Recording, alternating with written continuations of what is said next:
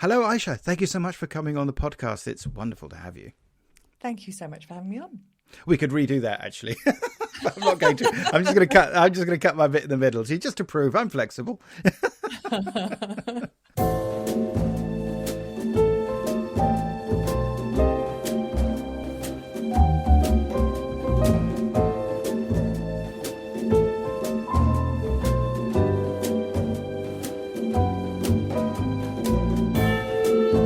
I'm your host, Sergio Angelini, and welcome to Tipping My Fedora, where we discuss movies, books, TV, radio, and much more besides, all from the darker side of the street. Today, my special guest is Ayesha Khan, the host of the simply marvellous podcast, Every Single Sci-Fi Film Ever, ***. It's won lots of prizes, it's listened to by tons and tons of people, and I'm so glad that Ayesha was able to make time to come and join me and talk about one of our favourite films, Blade Runner, or rather Blade Runner in its various forms, including all the different releases, and the sequel. Please note that we will be spoiling the film throughout the podcast, so if you've not managed to see any of the versions of Blade Runner or its sequel, I suggest you go and watch some of those beforehand and then come back and listen to the terrific podcast I was able to record with Ayesha Khan. But let's go and see what she's got to say for herself. You were very, very nice to me. You got in touch just as soon as I started publishing the podcast, and I thought that was super nice of you. Yeah, I saw a podcast called Tipping My Fedora, and I thought that looks like a really noir icon. And I clicked on it, and I just got really excited that there was a film podcast about film noir. So yeah, I appreciate emails sent to me. So I was like, let me just send one out. It did what it says on the tin, yes. So with that in mind, now we're going to talk about a film that I think we both really love, and which covers some of the territory in the podcast that I do and the podcast that you do, which is devoted to science fiction. But we're not talking about that just yet. Before we get to that, icebreaker question time. So, first question, what would be your definition of film noir? What do you understand that to mean for you? I do feel, Sergio, that this is a trick question that you make everyone answer, because I don't really know exactly what film noir is, because you can't just have a sentence that's like film noir is. So to me, it is an amalgamation or a collection of traits, which include, the shadows, the mood, the lighting, tales about morality, and kind of a central character that has to deal with some kind of mystery or intrigue or a hurdle that they have to cross. And then you've got all the things that signify that it is a film noir, which is crime and gangsters and femme fatales and voiceovers. So there's all these little bits that kind of fit in to the whole thing. I remember at university we were told that the lighting was due to low budgets in the 1940s due to World War II. So I always thought that was fascinating that they took something and they just made it so beautiful. Yeah, I think it's a mixture of stuff. And I think it's interesting because my first episode of my podcast is What is Science Fiction? Because again, it's one of those things that you can't really define it. Everyone can have their own definition. And I think that's the same for film noir. You are spot on. It is a total trick question. So just to get the juices flowing. There's a guy on social media called Todd Downing, and I saw his post, which was, I finally won film noir bingo. And he's got his bingo cards that while he's watching a film, and he fills them out, and they're fascinating. So it's got stuff like motel lodge, room service, old man, shadows, femme fatale. Okay. Boxer, train, mistaken identity. And it's just absolutely wonderful that he's put this all together, and then he'll sit and watch it and play bingo while he's watching a film noir film. So, that's just brilliant. That. Oh, that's great. No, I'll have to put a link to that on the pages for this episode. I think that's brilliantly fun. So Todd seems to know what a film noir movie is to him. If you had to pick a movie that kind of summed up where you think this is all going, what would you pick? Oh, that's such a difficult question. I did not watch The Third Man until last year. And after and the thing is, it's not. But after I watch a film, I sometimes get excited and I declare this is the best film ever. And I kind of did that after The Third Man, and it is such a beautiful example I want to say that ahead of Sunset Boulevard, which I probably should rewatch and probably still prefer, because it's got more of the, like you've got investigations, it's a bit more traditional noir in how I see it. Definitely. I mean, I know what you mean. Third Man maybe has a few other things on his mind. But no, big fan of Sunset Boulevard. So, hey, how can you not love a movie narrated by a dead man? I mean, how perfectly noirish is that? So that's just sublime, I think. It's a very funny movie as well, in a kind of jet black way, which really helps as well. As well, which is wonderful. Yeah. But then again, it's a Hollywood story. And I think it's almost like a film noir about film noir almost. So that's kind of perfect. It's very self-referential and kind of what they call meta now, or they used to call postmodern, where it refers within itself. It's very... When I watched that, I just couldn't believe it was made in 1950. It just felt really modern. I know, it's extraordinary, isn't it? Yeah, I know. And again, it's just so fantastic when you see a film like that and you can rewatch it. You don't get pushed back by the era or by the details of it that feel like, oh no, I push back against that now because I don't recognize that it's too remote, or because maybe the sexual politics of it, or something I don't agree, which of course is something we're going to perhaps get to talk to about the film that we're discussing today. So today we're going to talk about Blade Runner. But the reason we picked Blade Runner is because you are the host of Every Single Sci-Fi Film Ever asterisk podcast. So tell us a bit more about your podcast and that asterisk. So I had a really rough week, and it was 2021. And I'd been doing 13-hour days because my colleague had been on holiday. And I collapsed on my bed at the end of the week. And I just lay there going, I'm supposed to love my job. I really love, producing stuff. This is supposed to be great. And I feel so tired. And I just thought, if I could do one podcast for the rest of my life, what would it be? And this very long title came to mind. Every single sci-fi film ever. When I actually got to convincing myself that the idea wasn't going to go away, I should pursue it, I thought I'd better put an asterisk on that, because there's no way I'm going to every single podcast, sci-fi film ever podcast. So that asterisk always comes with the almost, to cover my self, both morally and legally. Yeah. So is there a film that kind of got you into science fiction as a youngster? Well, I always like adventure stories, and I watched Star Wars as a child when it came on television. Darth Vader had a huge, impact on me, but I don't think I knew these things were science fiction. I didn't know about genre. I was a small child.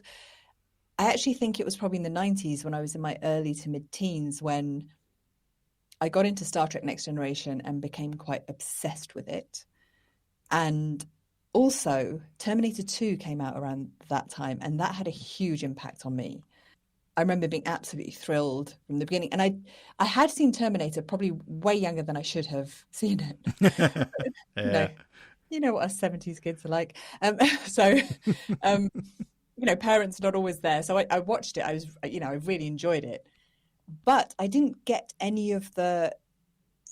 I didn't watch any adverts or commercials or anything for Terminator 2. So I was one of the few people who watched Terminator 2 in the cinema, and that whole reveal where, Arnie is coming for John Connor, and you don't know that he's not the bad guy. You've seen Terminator.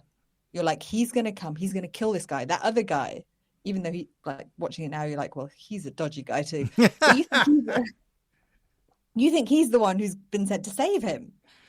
And so that twist, everything about that just blew my mind. And it is a comfort movie. I will watch that film multiple times a year. Well, when I saw that, I hadn't seen the first one. So I went to the cinema, saw Terminator 2, had never seen the first one. I don't know why. I just hadn't seen it. I knew the premise. I knew what it was about. So I think I got it. But also the things that I found interesting was it's actually very weird if you watch the first one afterwards, because you'll realise how similar they are. It's that classic example where it's almost less of a sequel and more of a remake. And I mentioned that because we're going to touch on some of those themes, I think, perhaps a little bit later in our podcast. But I notice in the wall right behind you is what looks like a very unusual poster for Blade Runner. Where did that come from? This is one that I've found online, because I thought, well, I've got to I just had to decorate this wall. I'm in my, like, it's a cupboard space. It's like a storeroom. And I've kind of done it up because this is where I record. I've put like acoustic foam all over the place, and I've got a wall behind me for the video aspect. And I just wanted to put a poster up, and I've got quite a few, but I don't know. I just really liked it. I like the colouring. I love the film Blade Runner, and I thought I'd go with that one. I've got a few others, which I sometimes think maybe I'll just, play around with it. Maybe every year we'll get a new poster up there. But I do like a city, and I like a dystopian city, like visually. So yeah. Well, obviously, to reference visual things that directly on an audio podcast is just trolling our listeners. But nonetheless, time to talk about Blade Runner. So, when did you first see Blade Runner? So you'd hope that I would have a clear memory, considering I'm talking about it. I'm really sorry, Sergio, that I don't have a clear memory of watching it or when I watched it. I remember I must have watched it before I left home. And it would have been after I watched The Shining, because I remember watching the version which has the bits from Shining in the film. And I remember recognizing them because I watched The Shining far too young, and it had a huge impression on me. And so I was 12 when I watched The Shining. So sometime between the ages of 12 and 18. It didn't have a huge impact on me. I knew I liked it. I enjoyed the film, but it's not one of those ones like I can talk about Terminator 2 or The Shining, which blew my mind at various ages in various ways.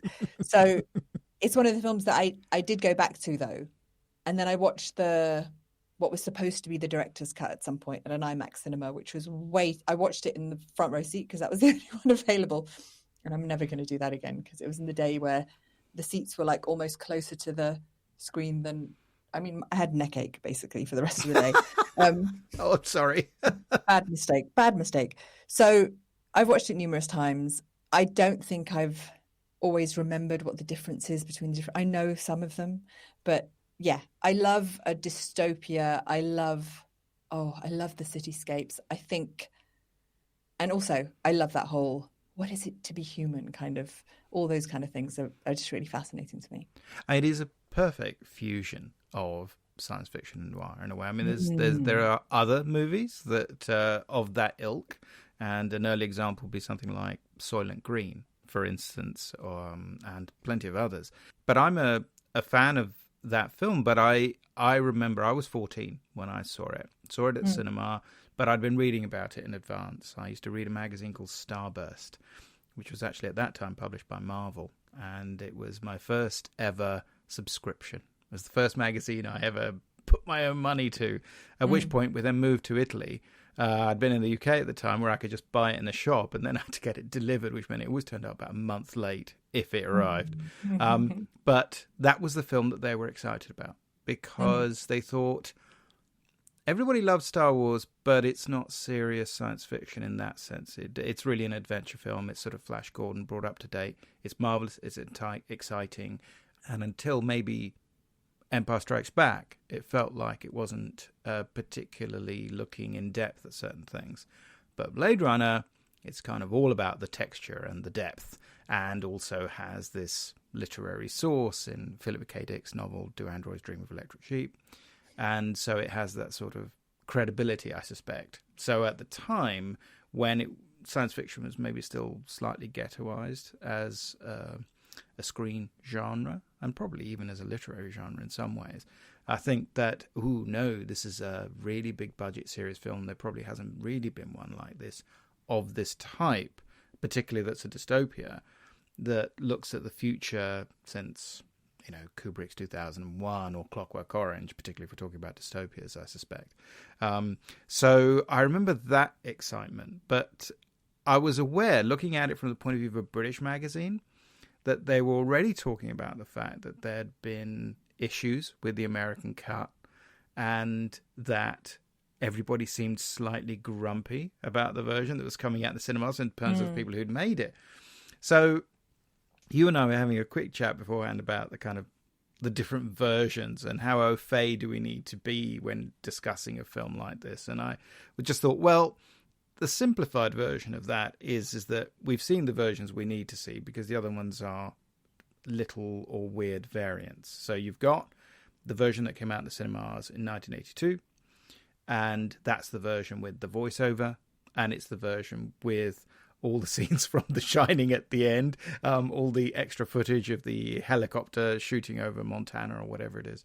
And that's that version that we all saw for the first time.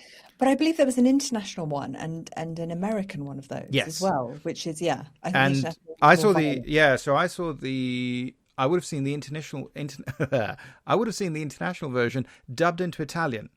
And I have to tell you right now, Harrison Ford is way more manly in Italian. It's one of those things. It's like James Bond. It's like James Bond in Italy kind of had the same voice no matter who played the role. So it's kind of great. It always sounded exactly the same. But when Roger Moore did comedy roles, he had a different voice. He had a lighter voice. And one of the things you learn about Harrison Ford, if you're comparing the two, is that he doesn't actually have... He's now obviously quite gravelly, but doesn't have a particularly deep voice. So that one of the fun things about it is that when there's that scene in Blade Runner where he pretends to be from the Animal Protection League or whatever it is, and he does this very high pitched voice. He can do that kind of nasal kind of pinched sound quite easily because his voice is actually a little bit lighter than you might think. My mum and my dad much prefer Harrison Ford in Italian because he's much deeper and more, a kind of leading manish, which is a bizarre thing to say. My mum adores Harrison Ford. Oh. She still loves watching him and stuff. And I remember watching it in Italian, and it was the extended European cut, which actually is only a few seconds. It's just a bit more violent. So there's this scene when he gets attacked by Pris, and she puts fingers up his nose and yanks. Yeah. And it lasts a bit longer in the international cut, and there's a couple of not to get too into details, but that's the only difference. I don't get it, Tyrell. Commerce is our goal here at Tyrell. More human than human is our motto. I was looking for 6 replicants in a city of 106 million people. You ever see this girl, huh? Never seen her, Buzlov. What I didn't know was they were looking for me.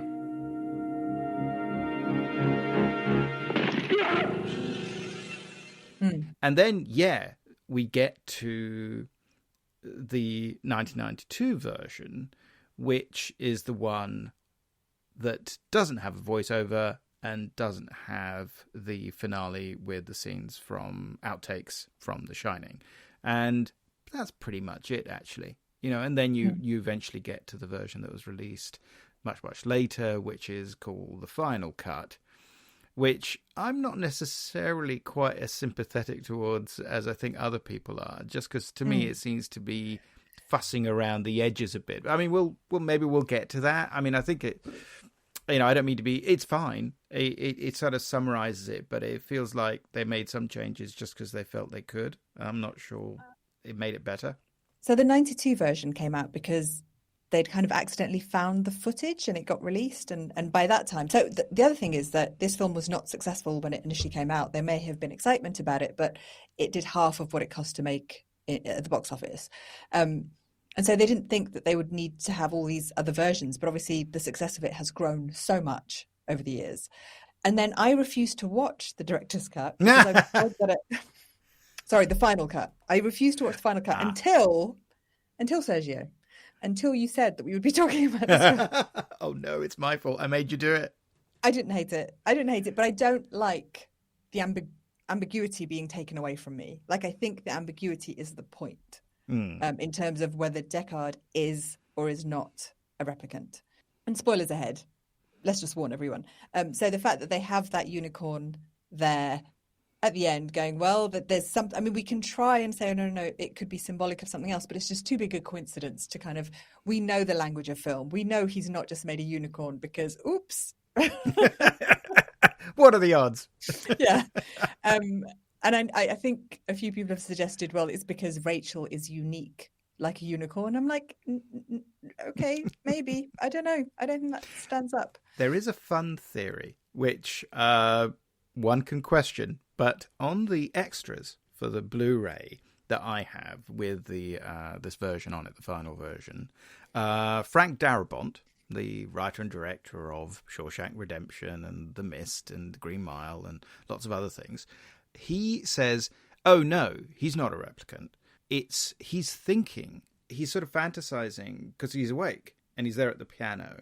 But he says, no, he's been told about the memory implants that Rachel has. Rachel. So he's sort of, in a way, he's thinking about her, and he knows that she has this in her mind, and he's associating it with this idea of a unicorn as this symbol of purity. Of course, it symbolizes all kinds of things, but this idea that almost he's connecting her with it. It's something that isn't quite real and yet somehow is sort of beautiful and sits outside of the mundane, the ordinary. And the fact is that he's read the same file that Gaff has read, and Gaff is merely saying, I was here, chum. I know she's staying at your pad, and I'm letting you off. Yeah, no, that is kind of convincing. It's not bad, is it? I mean, I quite like it, but that's definitely not what Scott intended it to mean. It's weird because from what I've read, Ridley Scott wanted it to be really ambiguous, and then at some point along the last, how many years has it been? About 40 or something? 43, yeah. I'm sorry to say. At some point he's decided, no, I'm not having ambiguity. He is definitely a replicant. So yeah, that's what Scott says. Harrison Ford seems to have been very, very unhappy during the shoot. I think things were difficult. They were long. Apparently a lot of people did not get along with each other during the shoot. So it's kind of a shame, isn't it? But one of the interesting things to me about that is that there's this quote that Harrison Ford makes, again, in one of the documentaries, where he sort of says that one of the disagreements he had with Scott was about saying, we need to have one major character who isn't a replicant, because otherwise everybody is. And therefore, you need to have what I suppose you would refer to as an identification figure. I think it misses the point entirely. I mean, maybe we'll jump onto this maybe a little bit later on, but there's more to discuss there. It's not quite that binary, not quite so Aristotelian. It's not either or, and I don't think that's what gives the film its power. Otherwise, it's, let's face it, a bit reductive, really, and it's not what is so engaging. But yes, that 1992 version, which came out at the cinemas, and which was when we first got to see a version that was closer to the intentions, because it was changed in post-production. I think the way it was written, and I suppose we could do a quick plot synopsis. I mean, I didn't say we were going to do this, so I guess I could do it if you like. So, okay, also stop the podcast, go and watch the film, and then come back. Yes, you're so right. We will wait for you, right? I mean, it's okay. We're not going anywhere. No, we'll just be paused here in your pocket. Don't worry. See you in a couple of hours. It's set in the distant past, future. Future. In the future, you're so right, of 2019, as it was in 1982. And it's a very 1980s movie, of course. It's got all that product placement, partly for companies that no longer exist. So that's one of the fun things for me. But it imagines a dystopia in which, either through pollution or other problems, people have moved off-world to a large extent. And therefore you have the dregs of humanity that have been left in the big cities, crowded, full of congestion, over-pollution, there's not enough of anything, and most animal life seems to have died out. So that they make, how do we refer to it? I don't know. Because androids always seems like it should be people. Yeah. But electric is fine, because the title of the source material has electric sheep, and we're introduced to an electric owl quite early on in the film.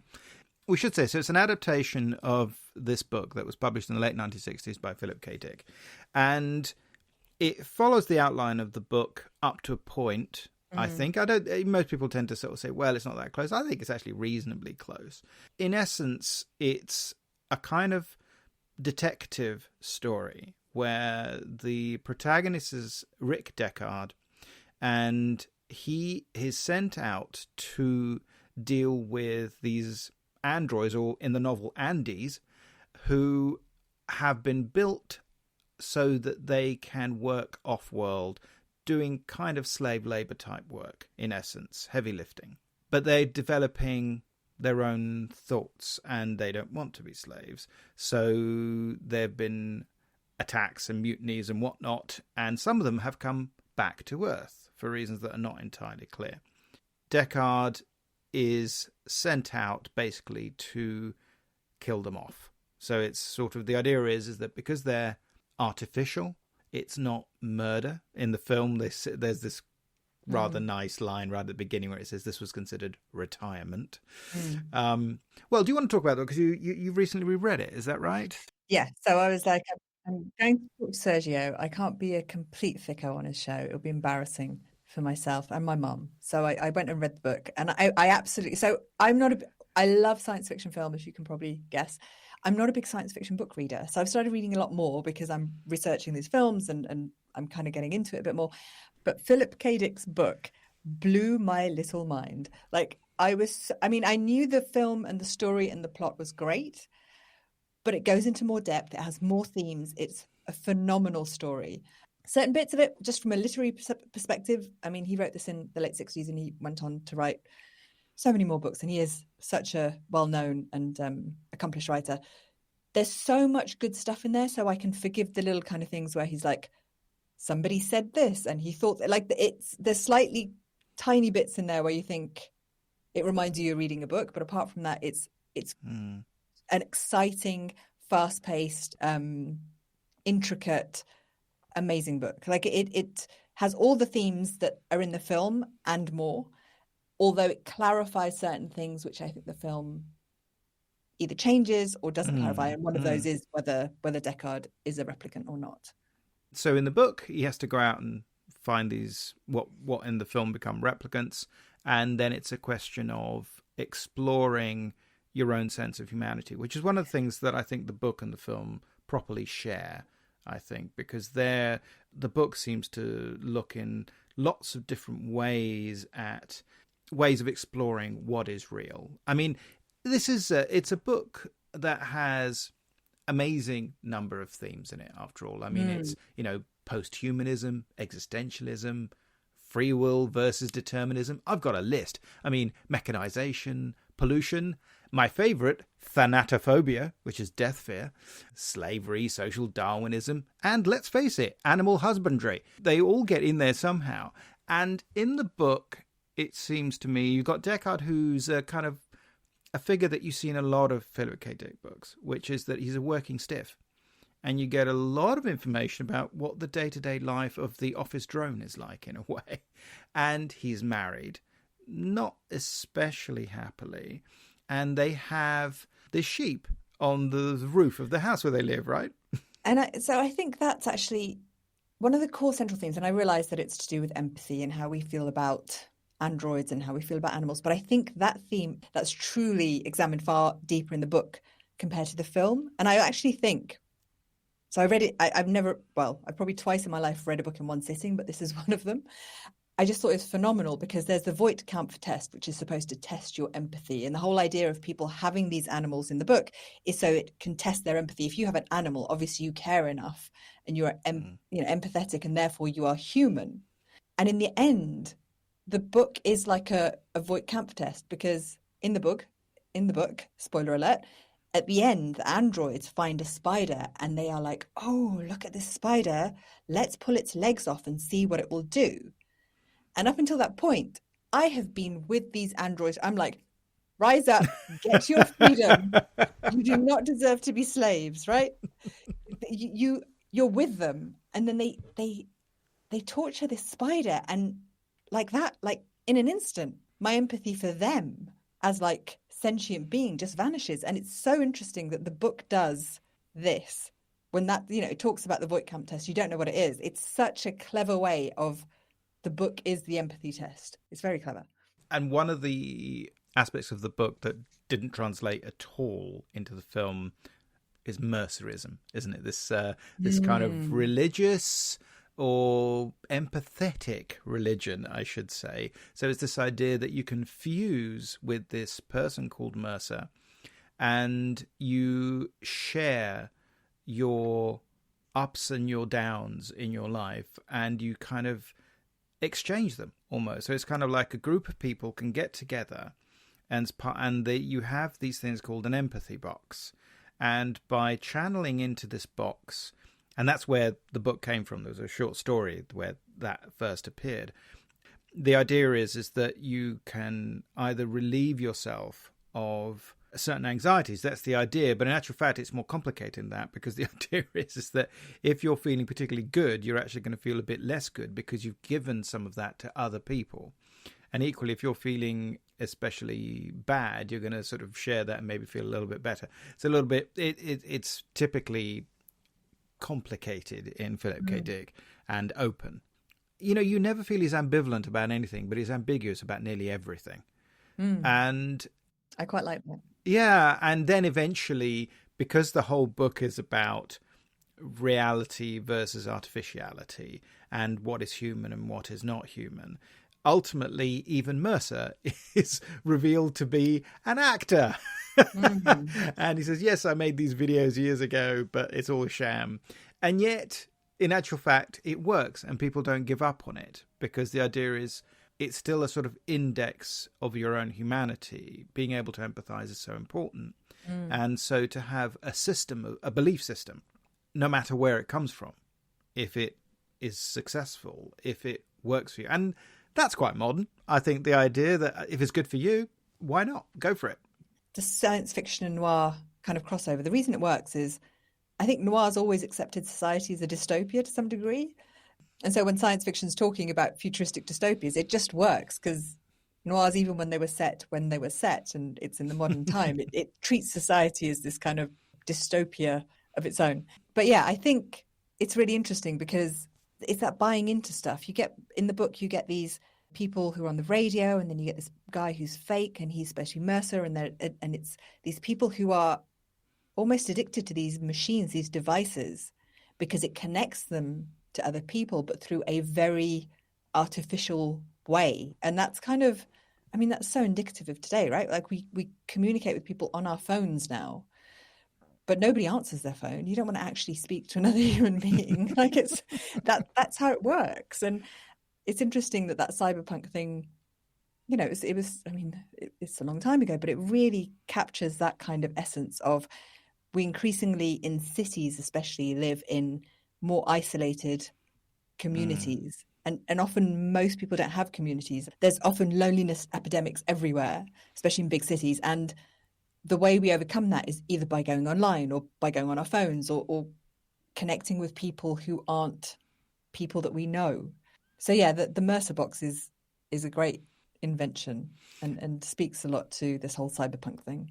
Yeah, I think it is terrific. And I don't know if I miss it, because I think one of the oddities about the film is that it's the genre hybrid and works, I think, quite successfully on that basis. It's both sort of retro noir, because some of the stylings are very 1940s.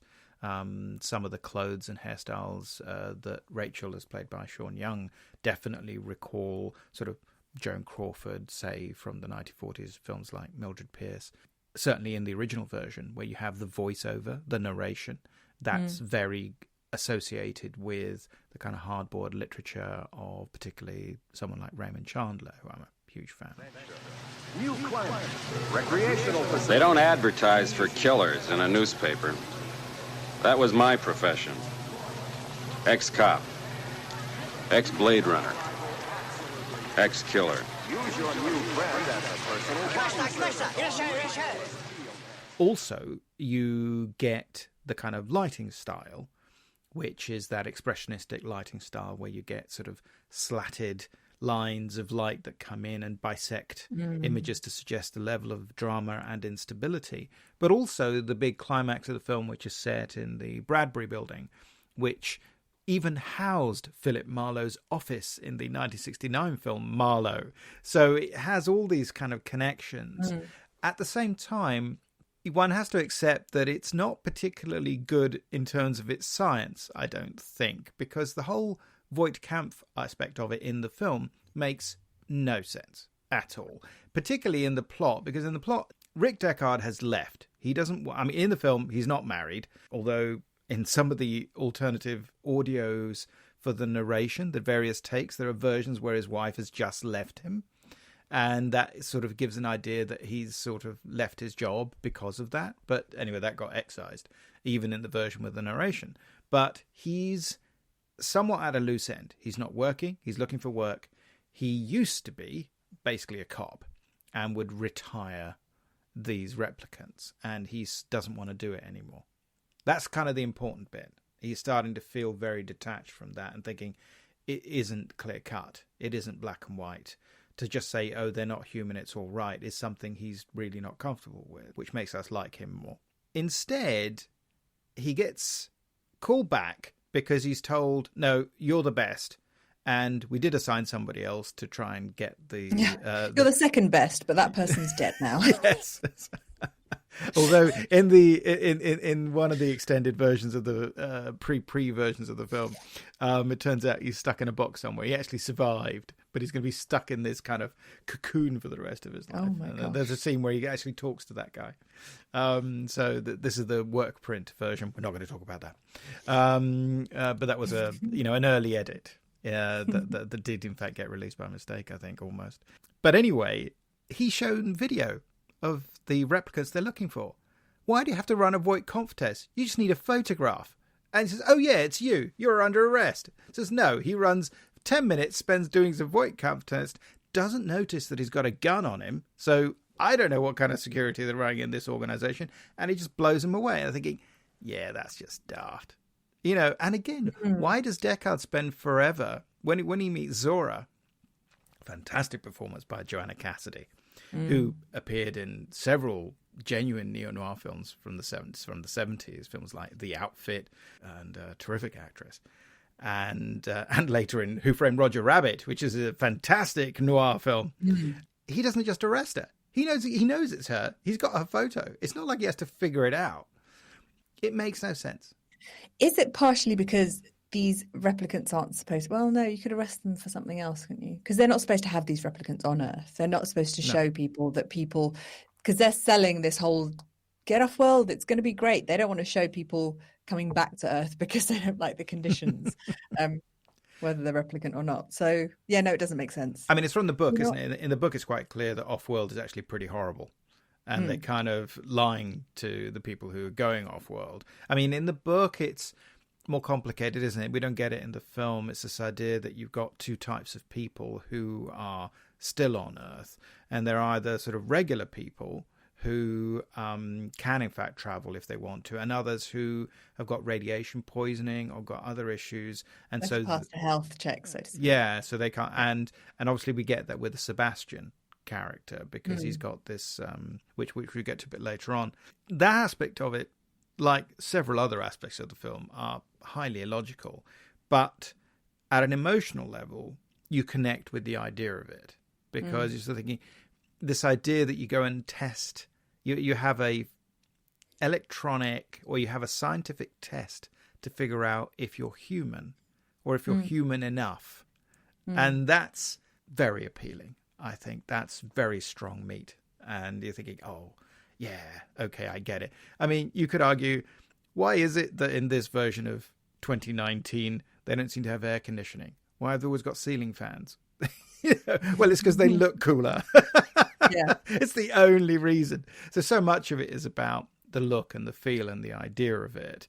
I think that if one were being critical, you could argue that the film stumbles a bit on follow through, which is, I think, something that can be said about a lot of Ridley Scott films. And I think it's a part of police procedure.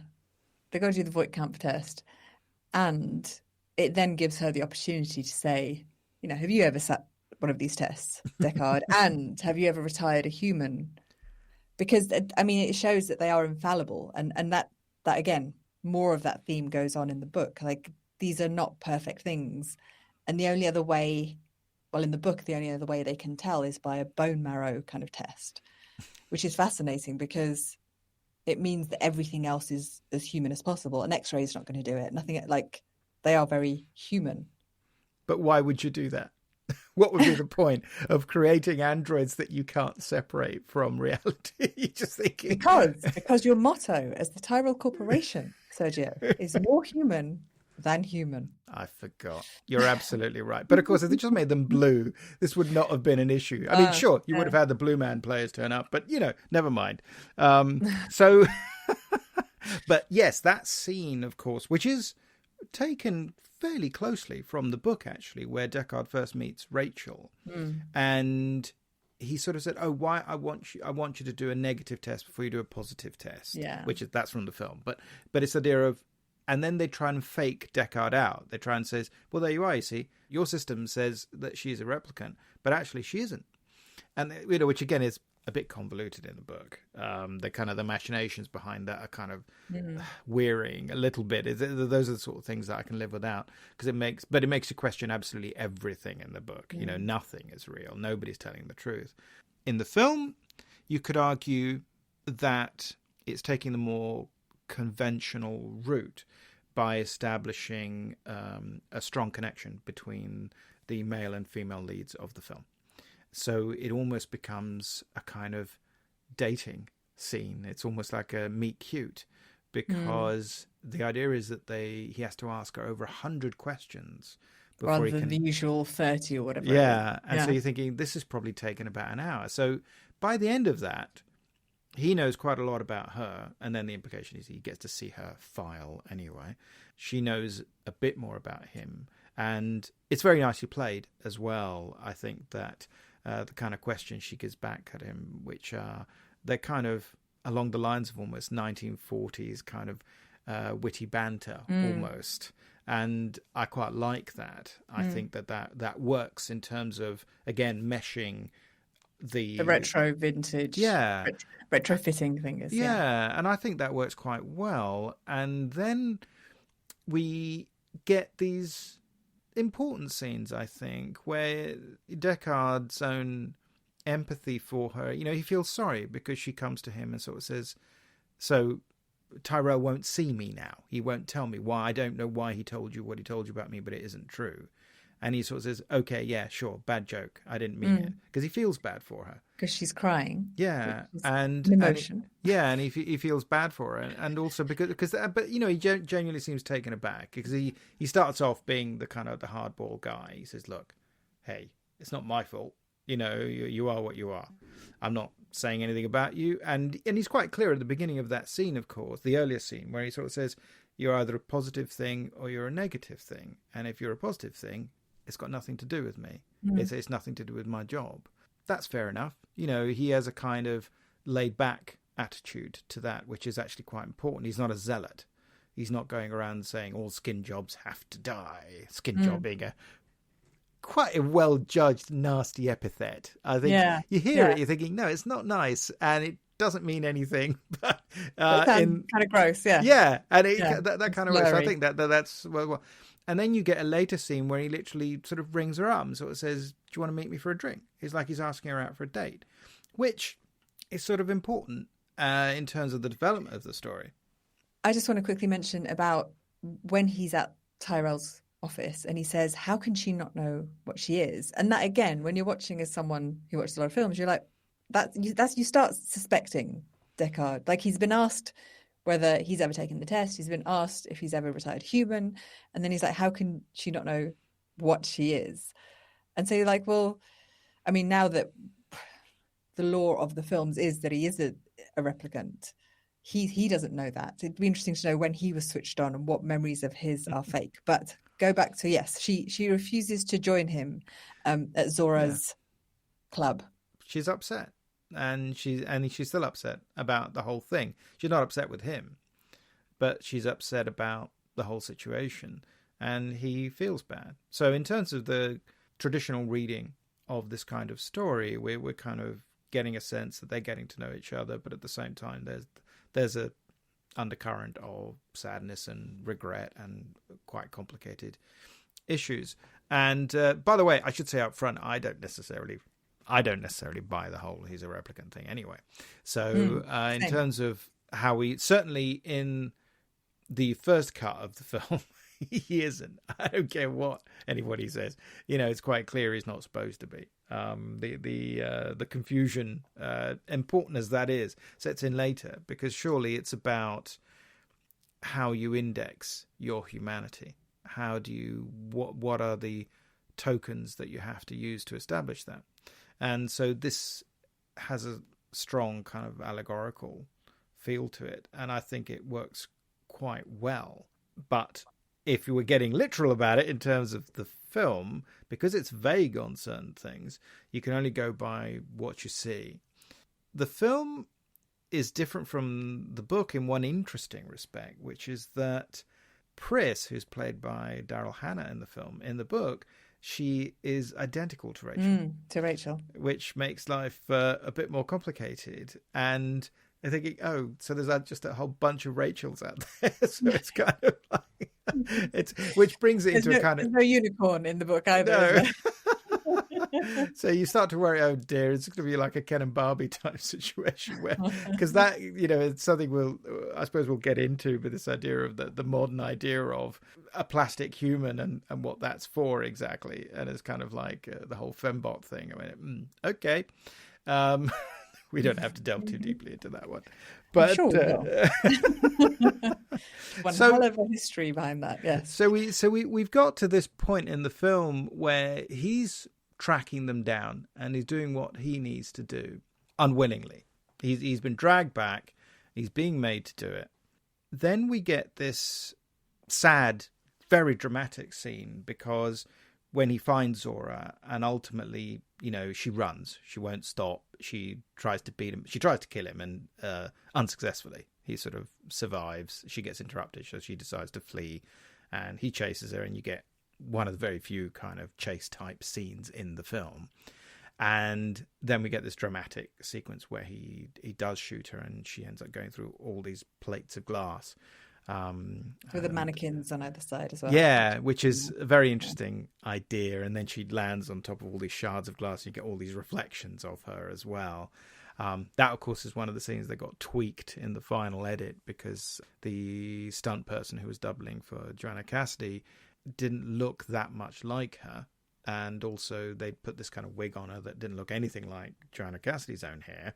So, and I must admit, at the time when I watched it, I mean this in 1982, it was pretty obvious even to 14-year-old me that, that's not Joanna Cassidy, So it's been tweaked digitally so that now her face has been digitally altered to include Cassidy's features.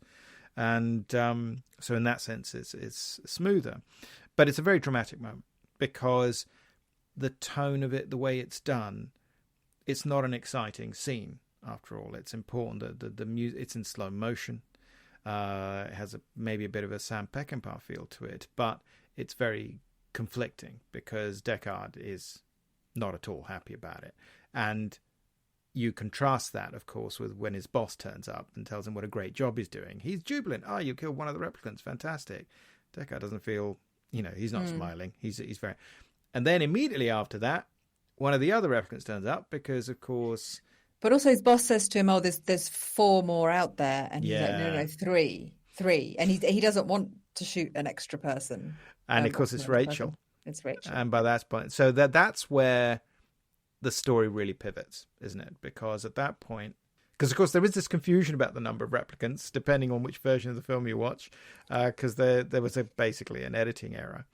So the numbers of replicants never actually added up. It was really strange. In one version, he says there's 4, there's 5. There were 6 of them. 1 got killed, so there should be 5 left, but they're only looking for 4.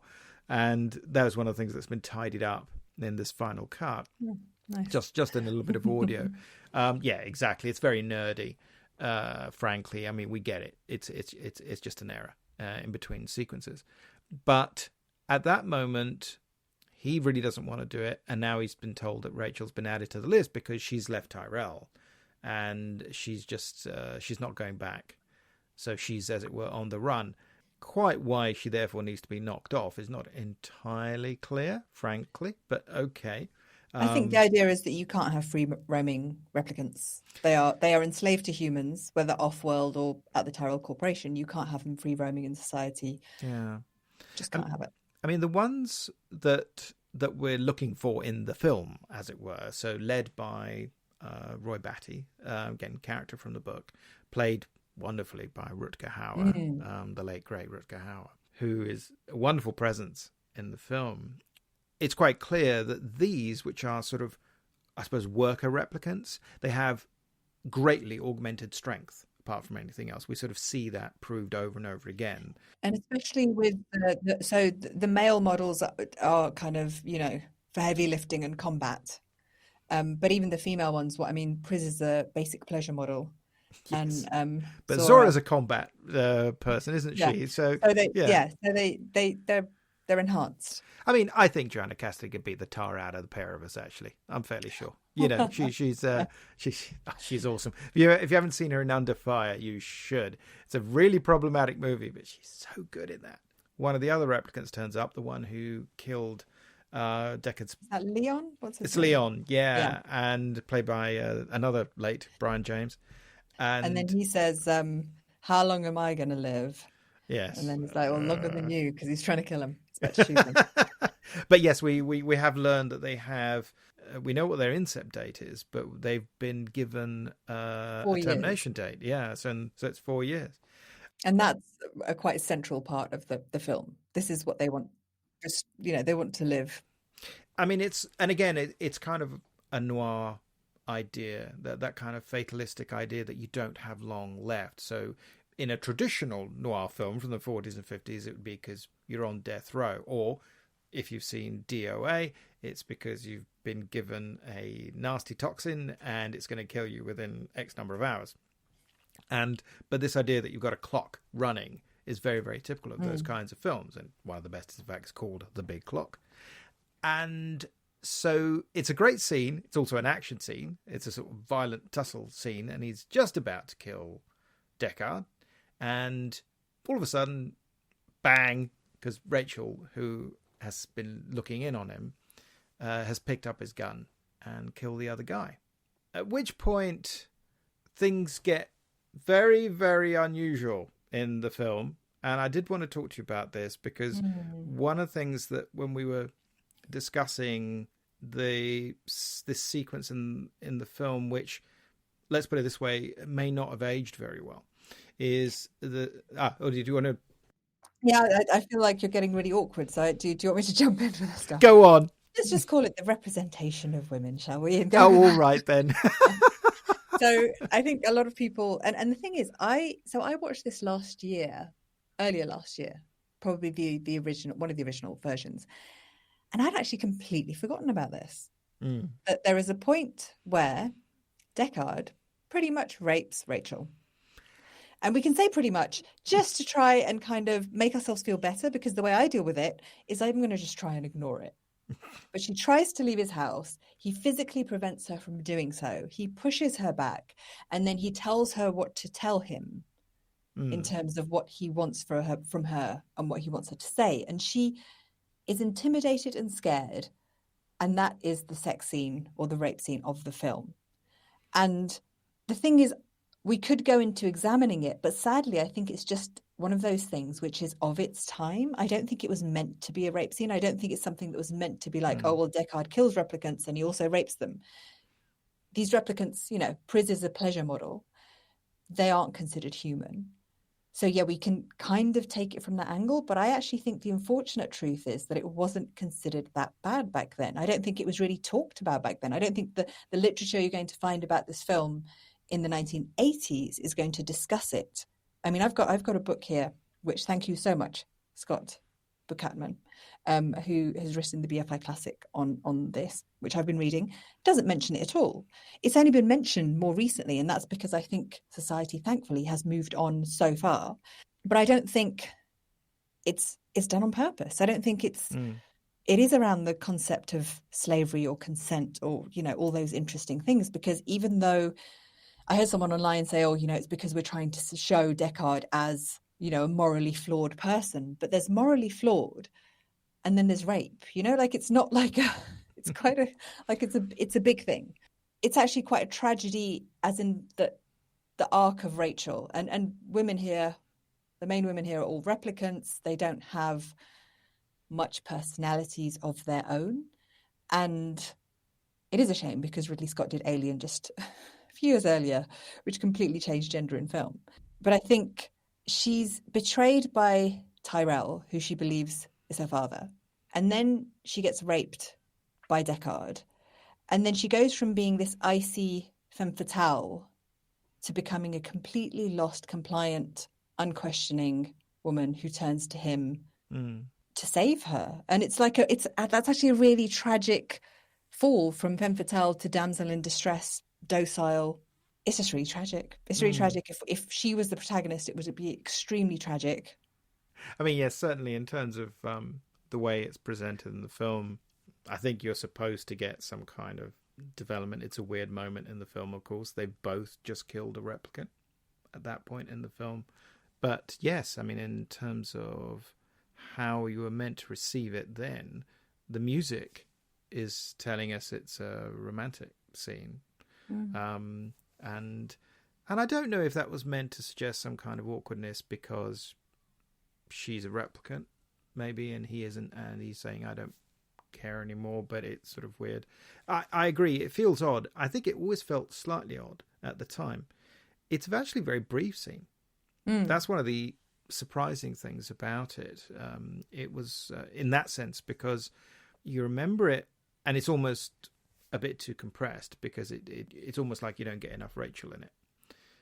You don't get enough of her point of view. You know, if it's one of those things, you know, if you were trying to sort of develop it in a stronger way. But I do like Sean Young in the film. I think she's actually very good in it, and it was a fairly early role for her. But I think she works extremely well. I really like that scene with the two of them at the piano, for instance. You know, as part of the sort of, let's call it the romantic build-up, if you like, as they get closer. I think all that side of it is done very, very nicely, and I think is. But it's one of the things about the film that I think is occasionally problematic, actually, is that the certain through lines aren't worked all the way through. It feels a bit stop-start sometimes. It feels a bit lumpy, both in terms of narrative, in terms of story, but also in terms of, let's call it character development, if you like. There are some things are just thin.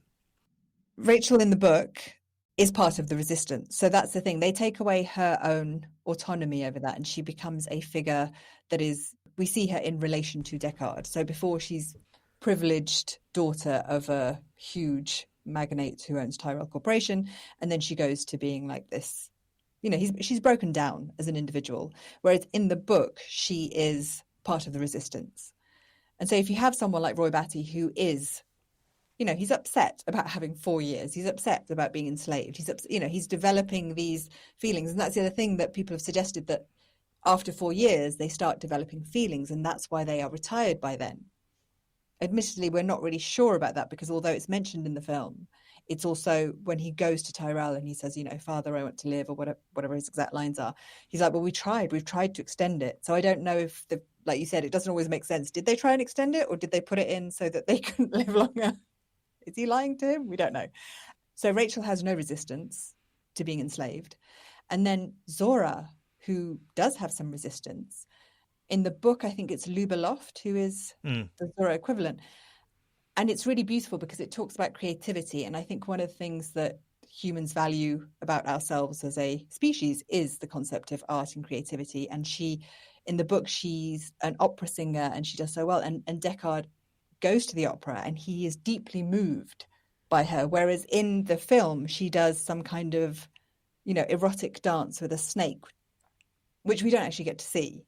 But again, it makes it like, you know, okay, I'm sure the dance was amazing and everything, but it's very much that pleasure model level of what this replicant it can do. So, you know, lifting a replicant to be able to partake in or be creative would then call up those questions of humanity. What is human? What's android? You know, like sentience and all those kind of things. So I think it's a shame, and I understand it's you know, you can't make a 7-hour film, but those choices are interesting. After he made Alien, it's also a trope, a film noir trope. You know, it's kind of the exotic dancer, if you like. I mean, but again, as you say, it doesn't make a lot of sense anyway. So she's just come back to Earth so she can be an exotic dancer. Is that it? That's how she's going to live out the rest of her life. It's unclear, right? And she's not going to get to Tyrell by doing that. So this seems very again. It's just it gives it visual variety. I think the fact that you don't even see the dance ultimately means that it just means Pris gets to be a certain kind of person, she gets to be a certain kind of person, and they're just different. And it's visual texture, visual pleasure, if you like, if we're going to use the kind of Laura Mulvey type turn. And I think that that's completely reasonable. But this is what I mean about the film, because I think all the positive things we can say about the film in terms of taking the subject seriously and dealing with a very fundamentally downbeat subject, which, and certainly in the later cuts, doesn't try to sort of squeeze out of by having a happy coda. And it does have a kind of brutal element to it. It does suggest that humanity is just on the slide, so that it's infinitesimal degrees is how you determine people's humanity, because most people are not very nice in this. The replicants are not heroes, as you say. In the book, they do horrible things to spiders. In the film, we're told that they've killed dozens of people. And in that sense, they're not like freedom fighters. They just want to live a bit longer. But yes, so they can do more exotic dancing. There has to be more to it, and we don't get access to it. We don't get it. It's, in a way, it's not thought through, because the idea is enough for it to be stimulating for you to have a conversation and thought in your head about, but it's not what you actually see in the film. There's enough there to explore, what's Roy Batty going to do with the rest of his life? Okay, he gets to live another 10 years, 20 years. We don't know how long we're going to live, if you're lucky. So what's that actually about? And we don't know. Does he have ambitions? We don't know what they are. He just doesn't like being pushed into a corner, and he doesn't like the life that he has, because it's pretty horrible. They've all got kind of horrible lives in this film. I mean, that's the truth of it. I mean, I think that it's sympathetic and a bit empathetic, and yet at the same time, it's lacking in any kind of hope, isn't it? I mean, it's a very downbeat dystopia. I mean, in a way, why did they think that spending $28 million on a film like this was a good idea? I mean, they were surprised it didn't make a lot of money at the box office. I can't think of any big dystopian films of that type that up to that point had made any kind of real money. And there's only a couple since that and that's because they're done as big star vehicles. And I'm thinking of things like I Am Legend with Will Smith, as opposed to the version with Charlton Heston, which was The Omega Man, which was not a big hit either. It did okay, but of course they're inherently very depressing. I think our tastes have changed, though. Like something like Blade Runner. I mean, oh my gosh, that first scene when you look down on the city and it's got those flames coming up, and the special effects are phenomenal. So when I said I got the final cut, and I watched it on my laptop because it's connected to my Apple TV, and I was like, and also it was nice because I had my headphones on. The sound design is phenomenal, and it is a spectacle. I mean, science fiction is about spectacle. It is a visual delight to watch, and yes, it's downbeat, but then I think sci-fi fans and maybe even noir fans are kind of used to that. Like we like a bit of a downbeat story.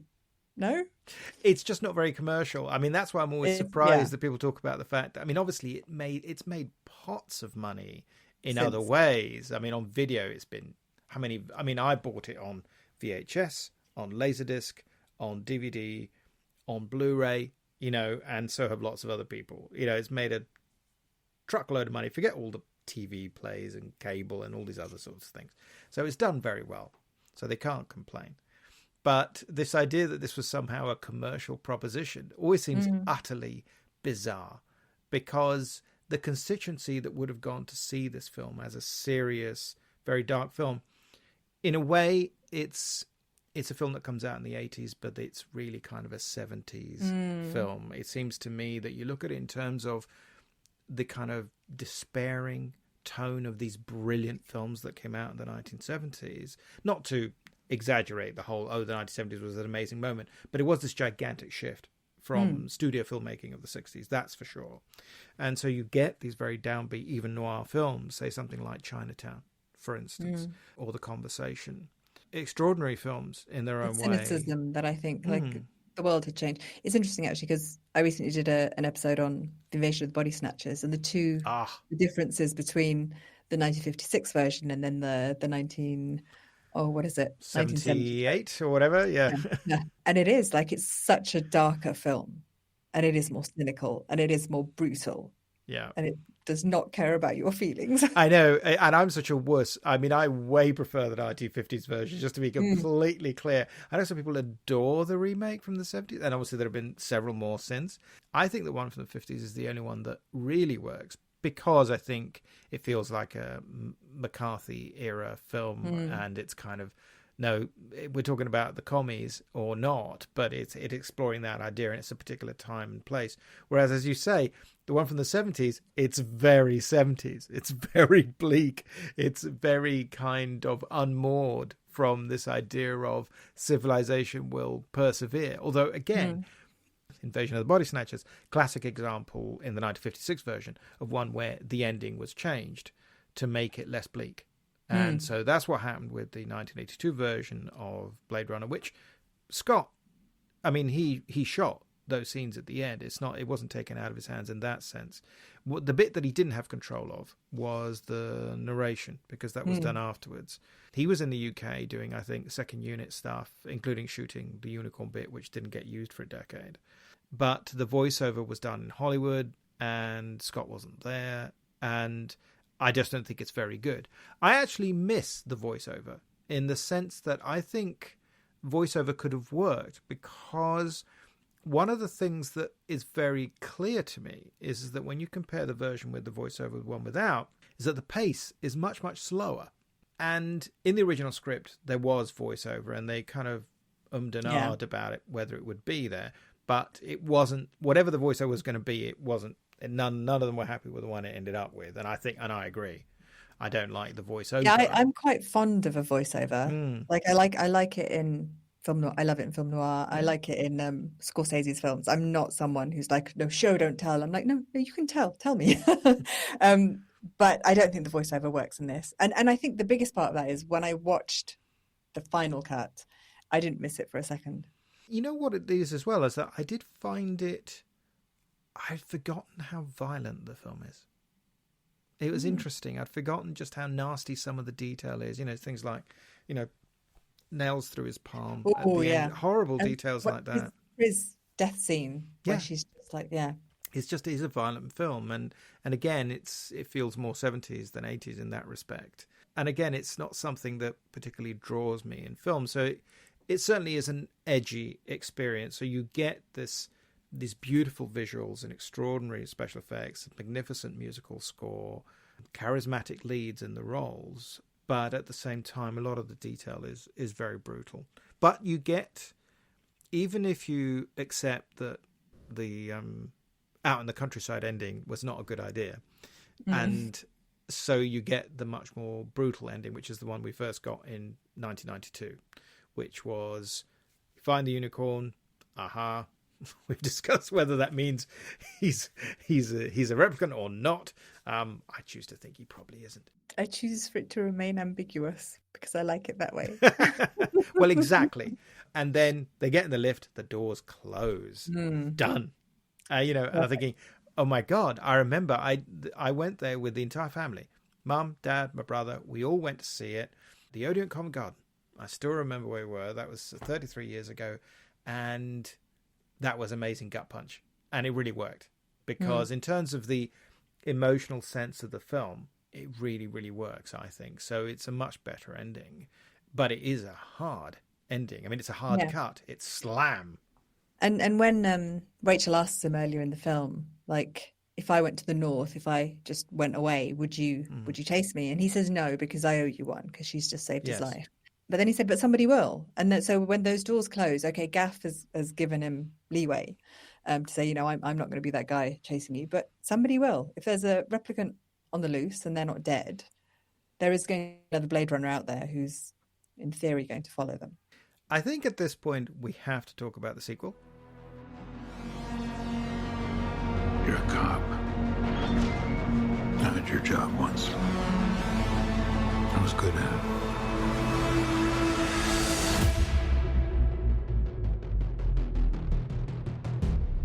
I know.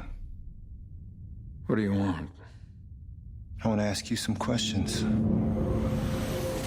You've had a kind of road to Damascus conversion about the sequel. Tell me more, because I remain unconvinced. I'll tell you up front, I rewatched it just 3-4 days ago, and I am sorry to say that I have not matured in my feelings about the film at all. 8 years have passed, and I haven't changed my mind. I still find it full of good ideas, but the beginning's too slow, the ending's too short, and the middle bit in Las Vegas is the best bit. So, what do you think? So I went to the cinema. I loved it. And I was like, oh, that's a great film. I was like, but it's not like the original, right? Like, and this is because I haven't seen the original for years. I've got like, my concept of it is like, it's one of the best science fiction films. So of course this new film is visually, and I will never pronounce his name right, so I'm going to try. Denis Villeneuve. Sounds good. Is just, his films just grab my soul and shake them when he, like, visually and everything about it. I love the Dune films. I love so much of the stuff that he's done. And so I love the film. And then I've watched it again. And then I watched it just like I told you, like a few weeks ago in preparation for this. And that was after I ended up watching, so I watched Blade Runner last year, and then I watched the longer version a while ago. So then I can compare the two, and I'm like, I don't actually want to say it. I want to be like you, Sergio. I think I really, really do prefer the sequel. And now I'm saying it publicly. Out for the whole world to know. So, okay, what is it you prefer about it? Okay, so first of all, I am a sucker for visual delights of cinema. When I go to the cinema, you show me good cinematography, lighting, colouring, stuff like that. I am an absolute sucker for it. So first of all, yes, I've just absolutely talked about the original being a phenomenal visual delight, which it is. I think the sequel takes it further. And I think that is Villeneuve's kind of like, he just, all of his films, every single time I watch one of his films, I'm just like blown away with the way he and his cinematographers, the way they treat the frame and the way they film everything. I think it's interesting that we now progress to the point that the Blade Runners know that they're replicants and they're going out and doing those things. And the first scene, I mean, did you say it was slow, the scene where he goes... Oh, listen, you probably don't want to get me started. I have quite strong opinions about it, which are different, completely different from yours. Yeah. So that's why I'm really curious to know what you think. I think a lot of people say this. So I've had someone come in and go, it was boring. And then I was like, I've never found it boring. And then they said something else. And then no, they were like, you should watch better films. And I was like, I'm going to block you. I don't need to do it. They didn't say that, did they? Oh my God. Oh. I don't mind having a conversation about, what you dislike or like about the film, but please don't insult what kind of films I watch. I think visually it's stunning. And then we've moved on so that we're not questioning whether Ryan Gosling's character is a replicant. We know he's a replicant from the start. And then it goes into similar themes, but I think they've progressed because now it's not talking about what is humanity. It is literally just talking about consciousness and sentience and similar themes, but kind of more from the perspective of an enslaved people and what that means in this like horrible world in which, people are retired after 4 years and there is this miracle. And okay, that kind of doesn't make sense, but it also kind of does because, as we've said, the only way to tell the difference between a human and a replicant is through the bone marrow. And so whether they've been programmed to be able to give birth, I mean, if that was something that Tyrell gave to Rachel, or if it's something, well, you've got all of the human parts, organs, blood, muscle, bone, everything of a human, then how are you stopping that being a natural development? I just think it's a fascinating thing. I think the idea that to some degree it becomes like the religious themes they don't really touch upon the religious themes in the original. But it's interesting that then you can have those religious themes of the miracle birth and what that means for a people. I think it's a fascinating story. I'm completely bought in by it. I partly got caught up short a little bit by one of the odd things that it has in common with the first film, which is, again, this idea that some things are just illogical, and some of them are sort of probably leftovers from the first film in a way that they can't unsquare them. So you kind of just have the same problems of why do you make replicants so similar and then complain about them, as it were. I found the style a little bit studied. I will say up front, in terms of Villeneuve's work, my favourite of his films is Arrival, which I think is a wonderful film. The film I love so much that I can't watch again because I'm not. You don't want to spoil it. Yeah. No, I'm not emotionally resilient. I watched it. I cried like a baby, and every now and again I'm like, I should watch it again. I'm like, I have to build myself up. No, I feel the same way about things that are precious to me, books or films or whatever. I feel the same way. I don't, I have copies. Eventually I'll go there, but it's like 5-6 years could easily go by between my purchasing it and actually want to. Okay, I'm prepared to go there again because I don't want to thin it out. It's a special thing. I know mine's just purely. The ultimate question in that with the future, between Amy Adams' character and Jeremy Renner's character and their daughter. As a parent, I just cannot handle it. I literally will blub through it, and I'm like, maybe I should just watch it until that point or something because I can't handle the rest of it. Oh no! But it's a wonderful film. Oh, it's a beautiful film. Well, look, if I was being a bit of an online jerk, I would probably refer to it as a bit of a replicant in and of itself of the original film. In a way, I think it's a bit too beholden to it, which I know is an odd thing to say about the sequel, but because they made the music sound like the original music, but it isn't, and because the look of it apes the look of the first film, but it isn't done the same way. It's digital, it's not film. Even the opticals are primarily digital, although they did use models. Again, though, you get out of a sense of fealty to the original one. And I thought that was a shame because there were so many very interesting ideas in it.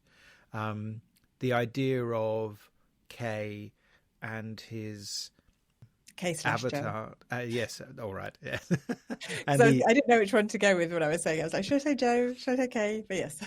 I go with Kay because it's Kafkaesque. And the relationship he has with Joy, I thought that's very interesting. As you say, very typical of the modern. I mean, I'm more likely to send someone a text now to say, is it okay to phone you? Rather than just ring someone out of the blue, right? So it's that sort of idea. Everything is at one stage removed. And obviously you get that complicated, you get another kind of complicated, unusual, let's call it that, sex scene, love scene in the film where, because I've seen it described, of course, as a threesome, which it's not the way I would have described it, but it's unusual. And it's a scene that speaks to certain things. But again, it's discreet. It has massive build-up. Then you don't see anything. You see, and it sort of just happens off screen, which I'm perfectly okay with.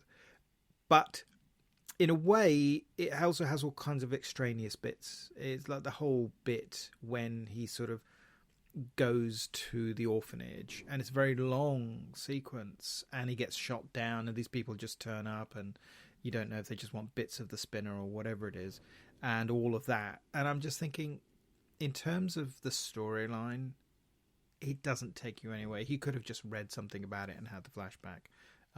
It's almost like, because it's so prolonged, because of how long it is, how elaborate it is, how elaborated. And it's one of those things you get the impression that this is kind of what happens with a film that's been in production maybe just a bit too long. Is that you've got leftover bits. I mean, it's like the opening scene, right, is actually the opening scene from another draft of Blade Runner. The scene out in the farm, that was written for the first film. So it was actually great to see it being used. And like you say, the virgin birth idea, well, it's meant to be a miracle. Again, it makes you wonder what kind of science it is. But the core plot, the antagonist, I think, doesn't work.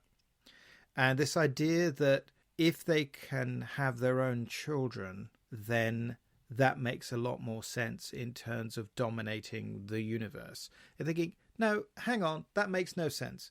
Because what you're saying is you're going to wait 20 years for them to reach some kind of adulthood, whereas you display in the film that when you artificially create them, you create them fully grown. So you have to wait 5 whole minutes. And no, but I'd rather wait 20 years. That makes more sense. The company will produce these replicants, but if the replicants can produce their own replicants, which are pretty much human at this point, but whatever, they are then not beholden to live out their lives in service to the humans. This is about slavery, right? This is about. But that's what I mean, because in the film he wants them to reproduce, and I'm thinking that makes no sense. And it's not because he's trying to stop them reproducing. He's sort of saying, I can't make them fast enough, so I need them to reproduce so that I can have more slaves. And you're thinking, that makes literally no sense. Yeah, I hate Jared Leto, so I try not to pay attention. What, you mean him as a person? Has he been mean to you? I think he's just like, they stick him in everything. I don't know what he's there for. Anyway, so yes, that part does not make sense. See, he had to come in. And that's what I mean. But I mean, from the point of view of the replicants, they are then like autonomous beings who can reproduce themselves, and they can then therefore make connections amongst themselves and make societies amongst themselves, and they don't have to rely on being produced somewhere. Absolutely. And if the story had been about that, that would have been fine. But the threat is the exact opposite and makes no sense. I mean, it's like when you get the love character, which again seems to be... What, Joy? No, love. You know, the kind of the mean replicant who goes around killing people. Yeah. Which again, you almost. When I was watching it, I started thinking, she's programmed. Who's she working? Yes, I know she's not bad. She's just programmed that way, and it's kind of just grab it. Exactly.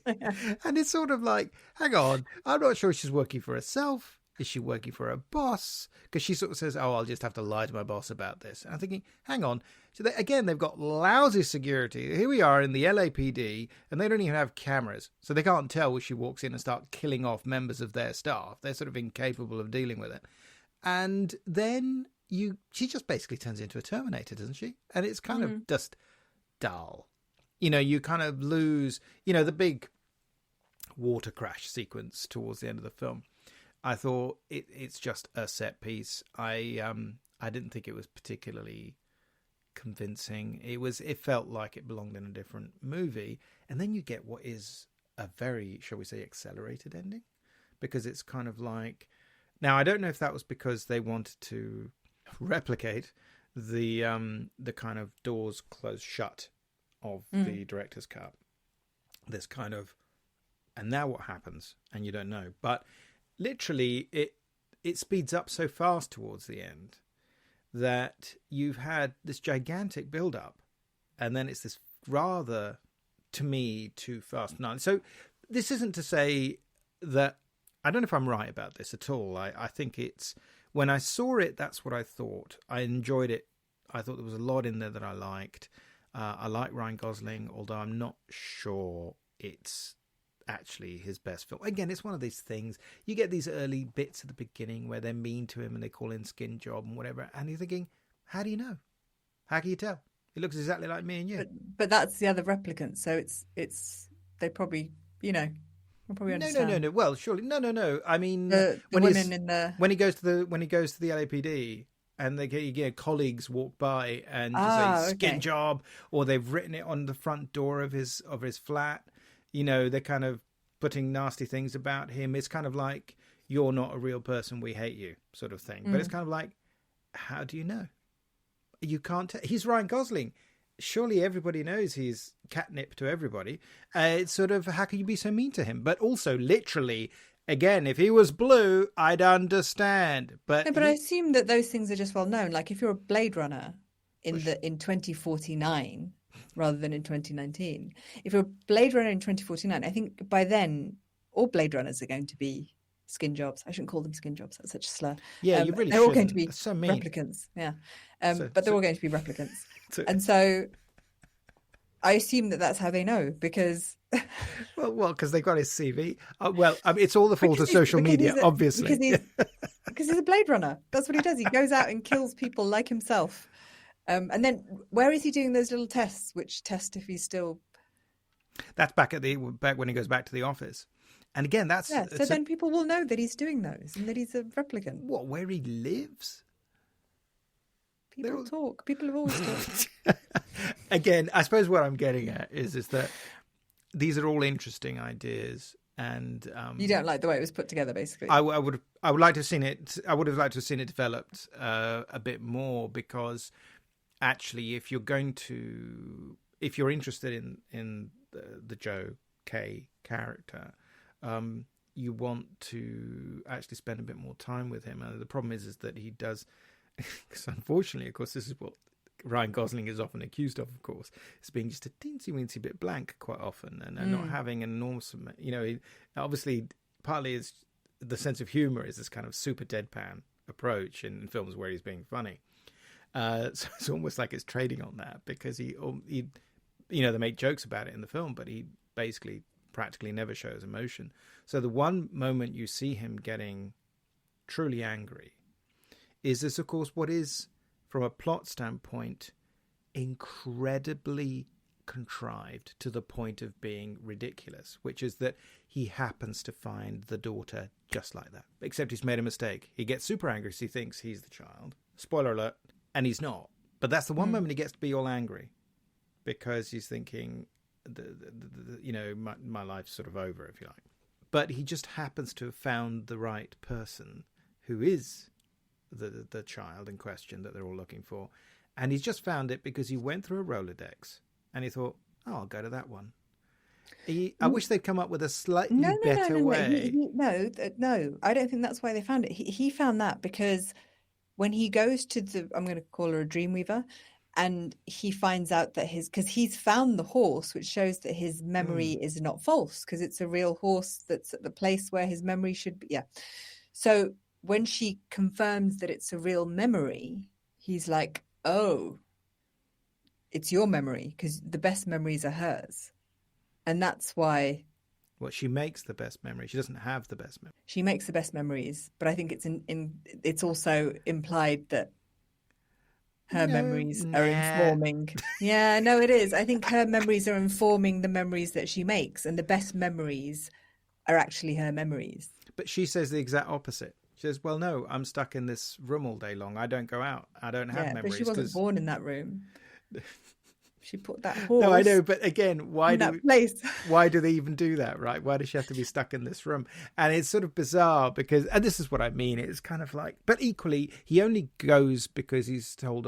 Now, he could have. There could be 25 people who do these, who does. Also, I mean, it's not realistic that there's one person. It's not great detection, is it? He's not a great cop, is he? It's not like he showed enormous deductive reasoning to find the person that nobody else has been able to find for 20 years, and he just drives up to a front door and says, "Oh, hello."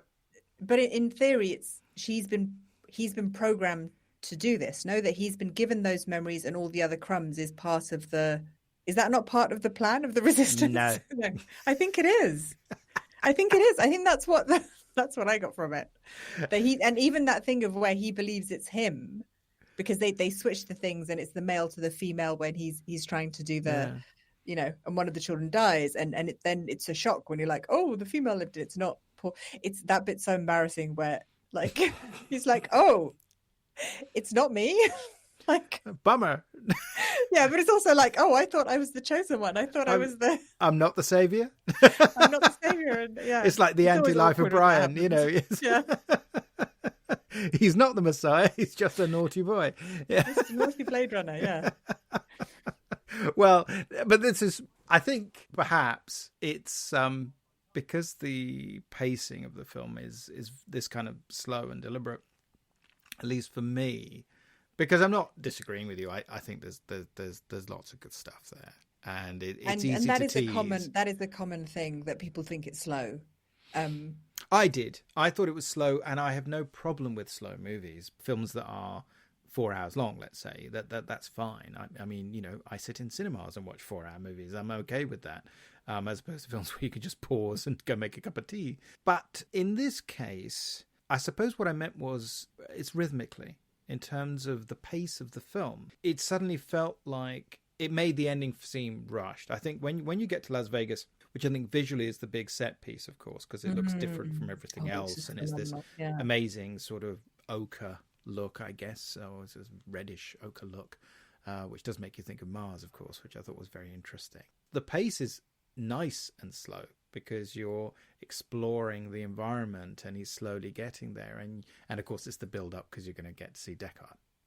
You know, after all, it's Harrison Ford. We get to see him 33 years later, and or whatever it was, and that's a big selling point of the film. So it's great because it's one of the few scenes, of course, where you get the two of them together.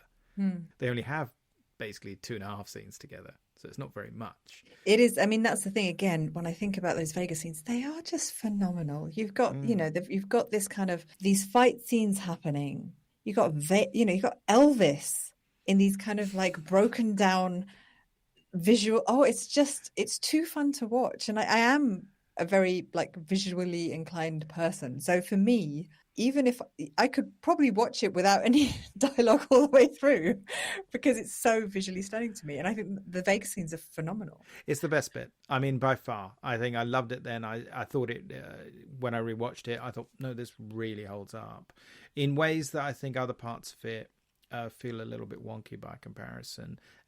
But I don't mean to be overly critical at all. I was just fascinated that you now prefer it to the first one, not because I don't think it can exist without the first one at all. And I think that's also a reason why I feel bad to kind of say, well, I prefer it, because without the first one, I probably wouldn't. Like, as in, it needs that. It needs to be anchored in that. I think in a way it speaks to some of the things that we've been talking about, which is that Blade Runner, the 1982 film and its various variants, feels like a very open text in lots of ways. It does a remarkable job of world building.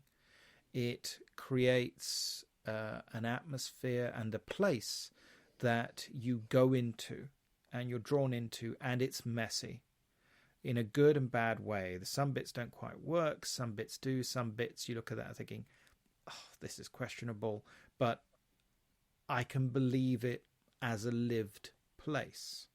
And that is rare, I think, in films quite often. They're as rarely, particularly science fiction films, I think ones that are as convincing about the new reality that they've created and as detailed.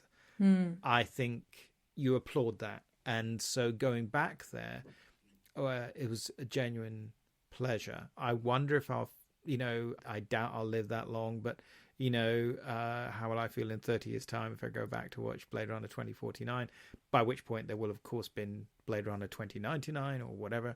Well, the series is coming out soon. That is actually happening, right? Is it happening? Yeah, I mean, I yeah. believe so. Yeah, so that's going to be intriguing, although it's a bit like the James Bond thing. You just keep thinking, well, there's going to be a new film. There's going to be millions of offshoots probably now that the reins have changed owner.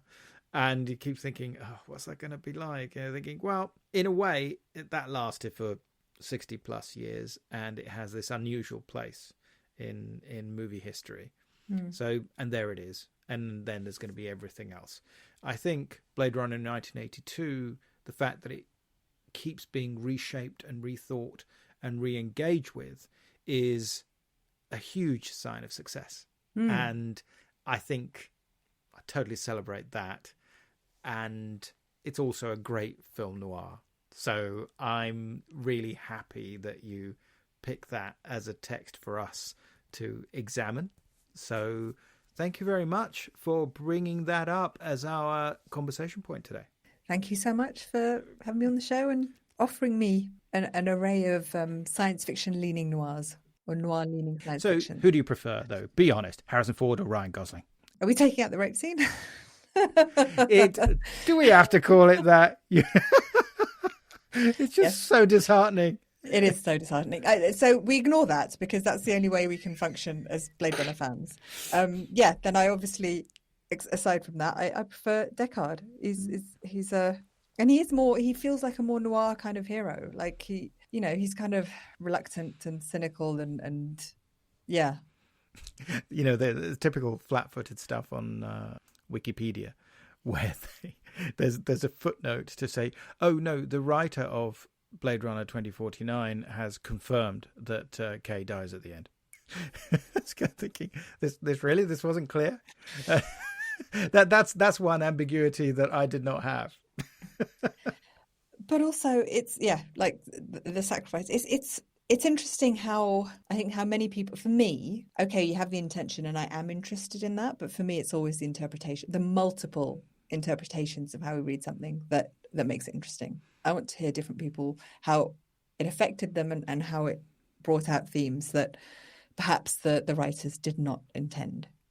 Tell you what, it was really great when they interviewed Villeneuve, who said that there was an initial 4-hour cut version of 2049, and he immediately said, but I'm never going to show that to anybody. So it's kind of like, forget it. It isn't going to be like Blade Runner. There aren't going to be multiple iterations across the decades. It's funny, though, because with Villeneuve's movies, I like his visual style so much that my ongoing joke is that man could film a shoe and I would go and watch it in the cinema for 3 hours. That's how much I like watching his films. Yeah, well, on that note, thank you very much for joining me on the podcast, Ayesha. And, I hope we get to do this again really, really soon. Just before I leave, I wanted to add a post I found on Threads on social media by a user called Brain Labour, which he said, thought-provoking science fiction recipe. 90 minutes asking, do robots have feelings? 30 minutes explaining, all we know is the humans do not. And I think that sums up Blade Runner really well. Well, it sums me up, I tell you. Yeah, I'm on board with that. I'm a sucker for those. Thank you so much. Thank you.